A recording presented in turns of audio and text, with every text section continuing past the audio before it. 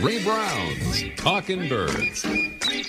Made possible by the generous support of the Birdwatchers General Store, Orleans, Cape Cod. Birdwatchersgeneralstore.com. By Vortex Optics with the VIP warranty. Their unlimited lifetime promise to keep you and your optic covered. Learn more at vortexoptics.com. And by Hog Island Audubon Camp, hogisland.audubon.org. Good morning, afternoon, or evening, and welcome to our show number 1064, during which we'll listen to an audio postcard from our friend David Clapp in Western Australia and feature a spectacular bird from that part of the world. We'll also get more wit and wisdom from our backyard bird expert and David Clapp archenemy, Mike O'Connor. And we'll revisit a chat with two folks who are dedicated to making a Washington, D.C. river more bird and people friendly. Here comes that long-distance audio postcard from down Oceania way. Good morning, Ray. This is David Clapp. And Fran Clapp. And we're in Western Australia still. We're at a wonderful spot. We just had a great number of birds, we'll tell you in a second, called Camel Soak. It's where the camels drank as they worked on the rabbit-proof fence back in the early 1900s. Just at this spot, just for your info, I mean, the bird life in Australia is very different. But we've just had 7 species of parrot types here.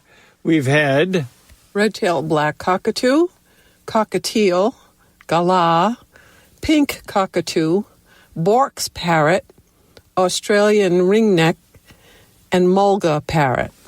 And those are just the parrot types. We've had lots of things called thornbills and bee eaters and honey eaters and on and on.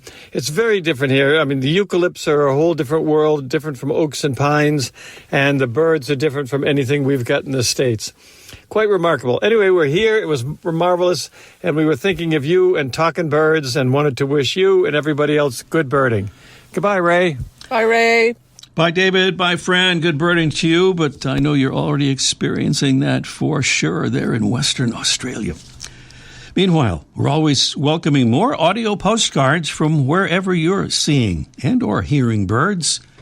To make an audio postcard, just record yourself into a digital device like a smartphone, describing what you're observing, and then email the file to ray@talkingbirds.com. That's ray@talkingbirds.com. The sweet sounds of our mystery bird. We do a mystery bird contest each week, and early in the show we preview the contest. So that's what we're doing right now. Our mystery bird is a medium-sized seabird with mostly black plumage. In breeding season, it has a white face, striking yellow plumes extending from behind the eye, and a large red triangular bill. In winter, the face is dark, the plume shrinks, and the bill fades to orange and gray. Our bird breeds from Alaska down along the west coast of Canada and the U.S., about as far north or as far south as northern California, and it disperses widely across the North Pacific in winter. It feeds by diving deep, mostly for small fish. It's our mystery bird, and we have some pretty spectacular prizes, to say the least here, including from Brome Bird Care, that mega 600-feeder has the extra-large tube that holds nearly 2.5 pounds of seed. Meanwhile, it's easy to clean and chew-proof. It even has the Brome seed ventilation system. It helps keep the seed cool and dry.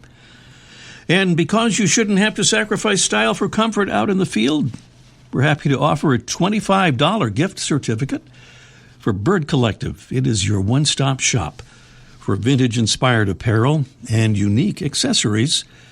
Everything from T-shirts and tank tops to bags and books, and all featuring birds. Prizes and such here on our Mystery Bird Contest coming along in a bit.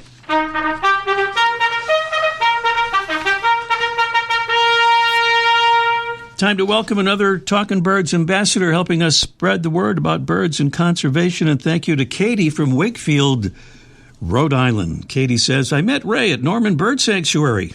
My beloved and I listen every week. We love talking birds.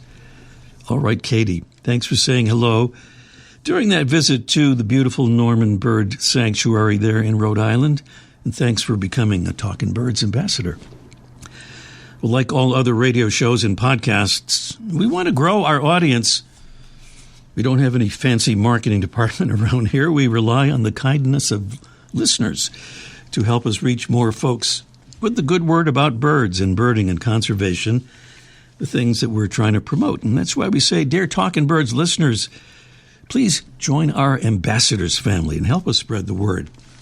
We're on a push right now to grow our ambassadors family so that we might welcome our 1,000th member by the end of December. We have a ways to go, but with the help of about 50 more listeners, we can make it. It's an easy sign-up, and being an ambassador requires no heavy lifting. It just involves handing out, at your convenience, those beautiful little Talking Birds cards that we'd send you. You can hand them out to friends and relatives, neighbors, co-workers, anyone you think is interested in birds and nature, or might become interested thanks to you. So please consider signing up today and help us reach that lofty goal of welcoming our 1,000th member by the end of December. To join up, just click on the Get Involved tab at the top of the homepage at talkingbirds.com. That's talkingbirds.com. And thanks from all of us here at Talking Birds. Still to come today, we'll revisit a chat with two folks who have taken what we call plurting, that's picking up litter while birding, to a new level. It involves a small self-propelled watercraft and some immersion into some murky waters. It's trash yakking. Also today, Mike O'Connor will join us for Let's Ask Mike Live on the topic of sunflower seeds, regular or premium, plus Hatful of Potatoes Day, that very special, famous event.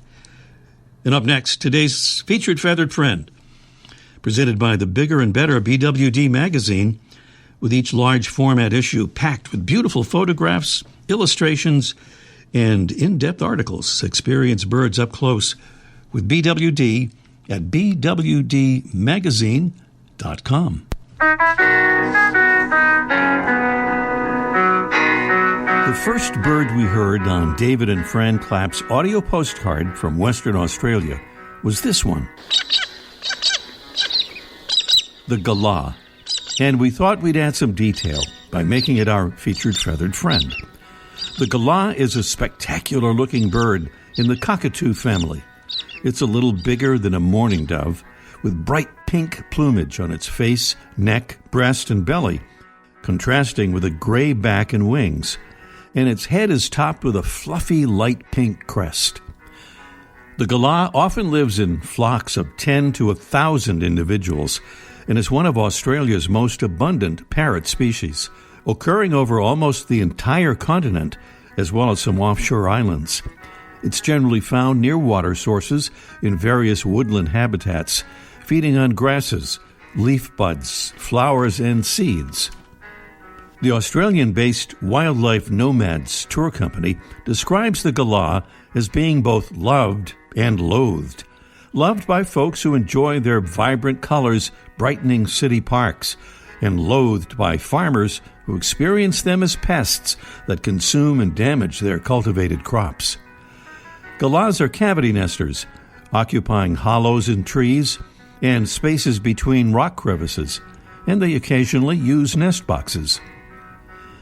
If someone is seen behaving in a goofy way, they might be called a silly galah, maybe reflecting the bird's sounds and playful behavior, and that over-the-top fluffy crest.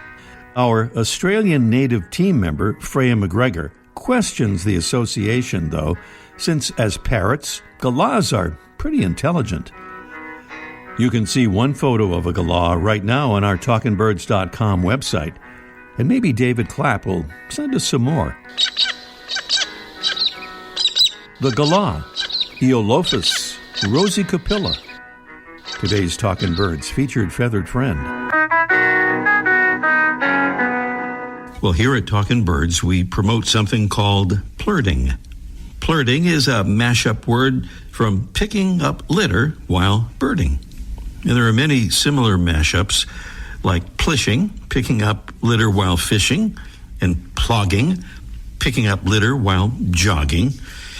All of these things are in the service of trying to make our planet a little cleaner, a little safer, and a little less toxic for all the inhabitants of planet Earth. Well, for about 4 years now, Kent Fothergill and Kelly Tyndall have been engaged in something that they call trash yakking. That is, pulling out trash while kayaking. And what they're doing is not kind of paddling along in a casual fashion, picking up things as they go. In their work in the Anacostia River in Washington, D.C., an infamously polluted river for many years, they plunge into this activity, quite literally in many cases, more than 100 times a year. And they're here with us to tell us something about it. Good morning, Kelly and Kent. Good morning. Good morning. Well, it's wonderful to have you here. And when we first spoke, I said that you guys are my heroes. And you really are, thanks to this great volunteer work that you're doing. Let me start with you, Kent, since I believe you started the whole trash yakking thing. Give us a description, if you would, of a typical trash yakking outing, if there is such a thing. Yeah, there really isn't a typical. Basically, winds, tides, recent storms, it all comes into play. It's a pretty opportunistic thing, but the Anacostia has so much trash that wherever you go, there's trash yakking opportunity.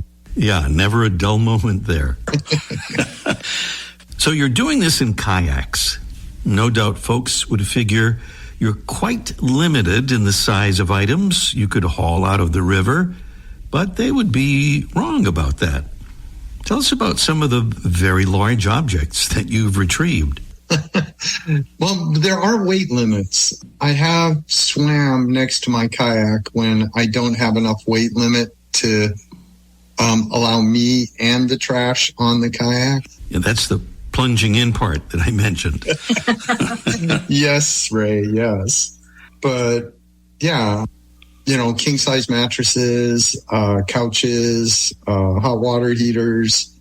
Well, those are pretty big. Those are pretty big items that people would not think you could do anything with in a kayak, but obviously you do. So, Kelly, I read that you were understandably reluctant to put your hands into the river at first, but you certainly got over that as you developed a relationship with the river and wanted to help her out, as you said. And you have some good collaborators that really make what you do possible at the level at which you do it, especially the folks at Bladensburg Waterfront Park. Tell us how that collaboration works. So you said that we're your heroes. They're our heroes because they take all of the trash and they do it with a smile on their face because they recognize this park as a resource for, heavily populated area. And they rent kayaks and people want to fish there. And as you mentioned, it's a historically polluted river. And, anything that helps the river helps their park and the customers of their park. And, for me, it was just as simple as I was tired. I wanted off of the boat, wanted to go back. And I looked over and there was a shoreline that was just completely probably 4 feet out into the water, just trash. And I was like, Kent, as much as I want to leave, she was there tugging on my heartstrings that day and went over there. And the funny thing is that when we were out of trash bags, one magically appeared from the river from some cleanup event that they just left a trash bag. And she was like, nope, you're not done yet. I've got a captive audience willing to help. And here's something to help you help me. That's kind of how that started. Yeah, so everything you collect, you can just give to them and they take it from there. Yes. And we're not the only people. there's a group called DC Trash Paddlers, and they also go out. They use kayaks, canoes, SUPs, which are stand-up paddleboards.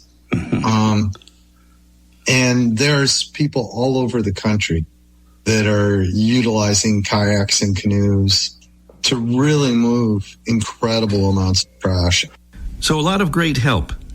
You also have a four-legged helper on board with you, if I'm not mistaken, whose name is Annie, right?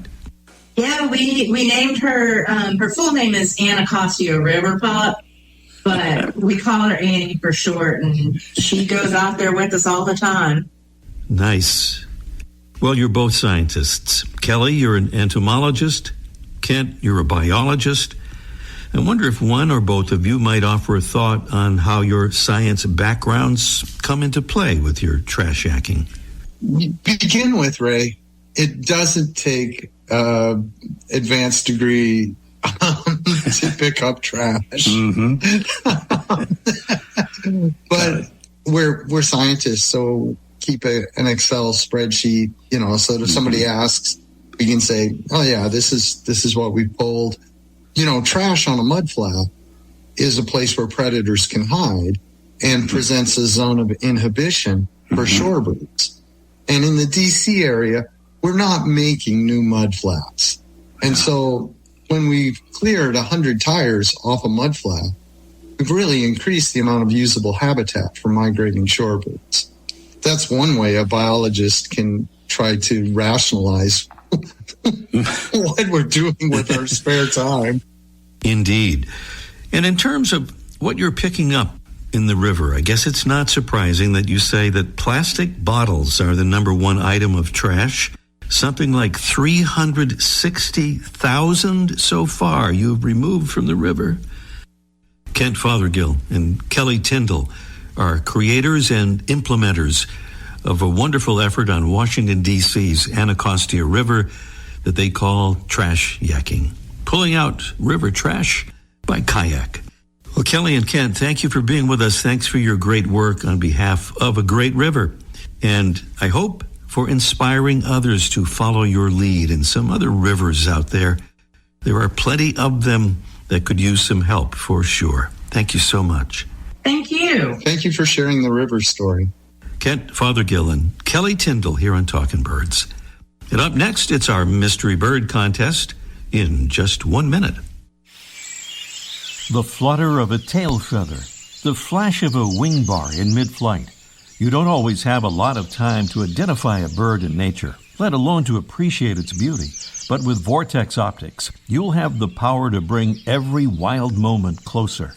When you choose Vortex, you're choosing to have a partner in the field as passionate about nature as you are. Whether you're spotting old friends on the backyard feeder or packing for a once-in-a-lifetime trip to add a few species to your life list, Vortex offers a full range of optics and optics accessories for every birder and every budget. And whether the birds are taking you to another state or another country, you're always covered by the Vortex VIP warranty, an unlimited lifetime promise to keep you and your optic covered.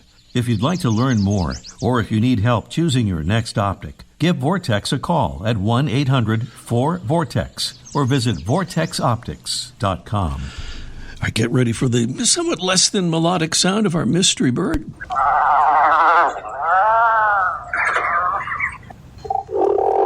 That sounds beautiful to other members of the family, in the mystery bird family there. It's a medium-sized seabird with mostly black plumage. In breeding season, it has a white face with striking yellow plumes extending from behind the eye and a large red triangular bill. In winter, the face is dark, the plume shrinks, the bill fades to orange and gray. Our bird breeds, from Alaska down along the west coast of Canada and the U.S. as far as northern California, then disperses widely across the North Pacific in winter. It feeds by diving deep, mostly for small fish. That's our mystery bird.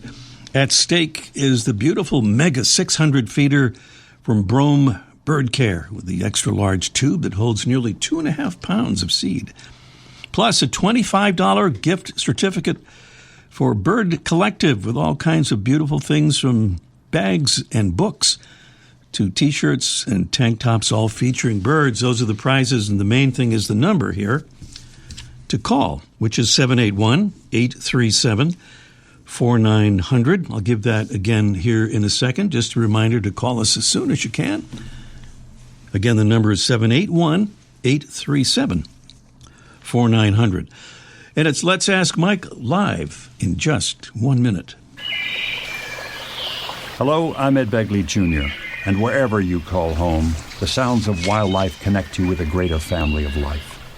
That's why you shudder each time you see woods, marshes, meadows, or grasslands being destroyed. You know that countless birds and other wild animals are losing their homes, the greatest threat to their survival. Among the growing number of threats to wildlife, habitat loss is the most devastating.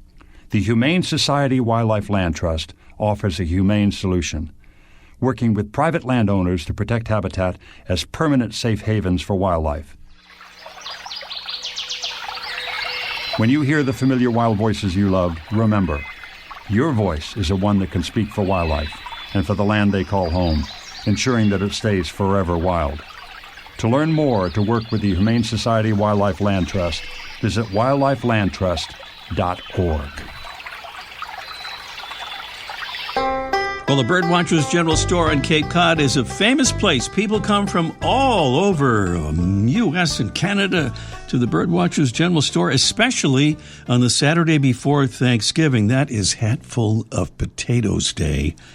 We're going to hear about that. But we have another main topic first. And good morning, Mike. Oh, good morning. And it's free Hatful of Potatoes. Free. Let me make a note of that. Free. No charge at all for these potatoes. It is an amazing thing. I believe this is the 34th annual, something like that. Well, I'm going to take your word for it, Ray. We figured this out, or you figured it out, with all the potatoes that you put in folks' hats for free, that is, who visit on this special day. That adds up to like 66 tons of potatoes that you have given away. One guy's hat. Really big hat, yes. And did I mention it's free? No, not enough time. Yeah. All right. Well, I said we were going to get to the main topic first, and that is sunflower seed, I guess regular or premium. We have this email, Mike, from a listener in Sharbot Lake, Ontario. It's Sandra. She says, this year I am noticing a lot of little 1-inch pieces of stem mixed in with the black sunflower seeds. Does anyone else see this? I am concerned that the supplier is adding this to increase the volume and weight. I live in Canada, but it might be an issue elsewhere or something to watch out for. That's from Sandra. Oh, this is Canada. They wouldn't do stuff like that in Canada, I don't think, would they? Yeah, they would. Oh, okay. And she sees it. I see it every day because, believe it or not, that's exactly what I sell. I sell that product. You can get sunflower in a variety of ways, and the company I get this from calls it generic sunflower, but they say right off the top that it's 98% sunflower seed, 2% sunflower material. It's not put in there on purpose. They do it up front, but it keeps the cost down. The sunflower is harvested in the plant. These giant in the field, these giant tractors with like fingers scoop up all the sunflower seeds, and then they take them off the head, and it's all processed, and they dump them in a truck, and they go into the factory to clean them up. If they don't clean them up, if they don't go through a whole process, then they have some debris in there, and they sell those cheaper. And that's what she has, and that's what we sell, because it costs about, for 2% more plant material, you save about 20% on the cost. So if you got the totally clean one that they call premium, at least this company calls it premium black sunflower seeds, it's about another $10 for a 50-pound bag. And so most people put up with a few sticks, and it's not a lot. It's not like poison. It's just other parts of the sunflower seeds. But you can get it cleaner, Sandra, if you want. At least just ask for, find a place that sells premium, and it'll just cost you more. That's all. It's not. They're not trying to dupe you. That's just it's just a cheaper way of doing it. They don't process it as much. While on the topic of sunflower seeds, any of you folks who don't get the black oil, which is probably the more popular, you can get it without the shell. And believe it or not, Canada and the United States, you would think, would produce a lot of sunflower, but most of it comes from Europe. Most of it's processed in Europe. Russia, Ukraine, and Bulgaria. The company we get it from gets a lot of sunflower from Bulgaria. They get it hulled. And that's, I looked online, and these giant factories look like an oil refinery that they use to process the seed and take off the shells. Wow. And then they import them. And because of the tariffs people have been talking about for a while, the price of that, at least for my suppliers, is going to go up. I knew you were going to say up on that one, yeah. Hey, we're really short on time. Mike, give us a plug for Hatful of Potatoes Day. People want to know. Okay. Yeah. Oh, it's okay. All right. So if you come to the store this Saturday, November 22nd, and you bring a hat, no matter what size it is, even if that's 66-ton hat, we'll fill it up with free potatoes. They're whole potatoes. They're ready to... All you got to do is cook them. They're not mashed. There's no gravy, but you just put them in your hat. And we do it because people fill up with potatoes, and they're so full they don't eat turkeys on Thanksgiving anymore. And we take millions of turkeys every year. I got it. That's at the Birdwatchers General Store, Orleans, Cape Cod, Massachusetts. 34 years, 2 tons each. That's a total of 66 tons of potatoes. How many French fries is that, Mike? Do we know? Yeah, I do know that, but I got to save that for another show. All right, we'll save that. We'll tease it. Yes, we'll tease that. Thank you, Mike. Okay, talk to you later. Mike O'Connor there at the famous Birdwatchers General Store. Wherever you are in the U.S. and Canada, head for Cape Cod on November 22nd for Hatful of Potatoes Day. Back to the Mystery Bird contest. We'll just hear this for a couple of seconds there. That's enough right there. And we have Hannah somewhere in the Palmetto State, South Carolina. Good morning, Hannah. Good morning, Ray. Good morning. What do you think? You heard all that stuff about the mystery bird, and you say what?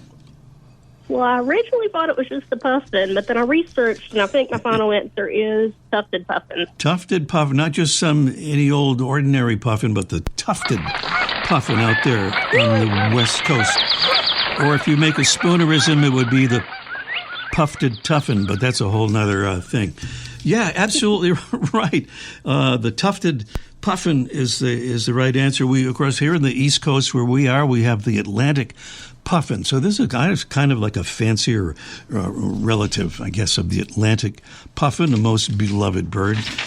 So, Hannah, if you'll stay on the line, we'll make arrangements to send you those beautiful prizes, that Brome bird feeder, the Mega 600, and the $25 certificate that we also have as our other prize here. And that, of course, is from Bird Collective. So stay on the line. Alrighty. All right. Thank you, Hannah. Correctly identifying the tufted puffin. And with that, we are about running out of time here for our show. By the way, we give conservation salutes here on the show to individuals or groups who do good things for birds and our planet. Trouble is, sometimes saying enough to honor sufficiently the person or group is difficult, owing to the limited of time we have on our 30-minute show. So we're creating a conservation blog that will appear on our website soon. It'll give us a chance to elaborate a little bit, and we're cleverly calling it Conservation Blog. We'll have it up and running very soon. We'll make the grand announcement when we do. Meanwhile, thanks to our amazing Talkin' Birds team, Debbie Bleacher, Freya McGregor, and our producing engineer, Jesse Wilkins. I'm Ray Brown, reminding you that you can enter next week's Mystery Bird Contest no matter where you are on planet Earth if you listen live. That's very easy to do via the Listen tab at talkinbirds.com. Thanks for listening, and see you next week. I like that. Ray Brown's Talkin' Birds. Made possible by the generous support of the Birdwatchers General Store, Orleans, Cape Cod. Birdwatchersgeneralstore.com. By Vortex Optics with the VIP warranty. Their unlimited lifetime promise to keep you and your optic covered. Learn more at vortexoptics.com. And by Hog Island Audubon Camp. hogisland.audubon.org.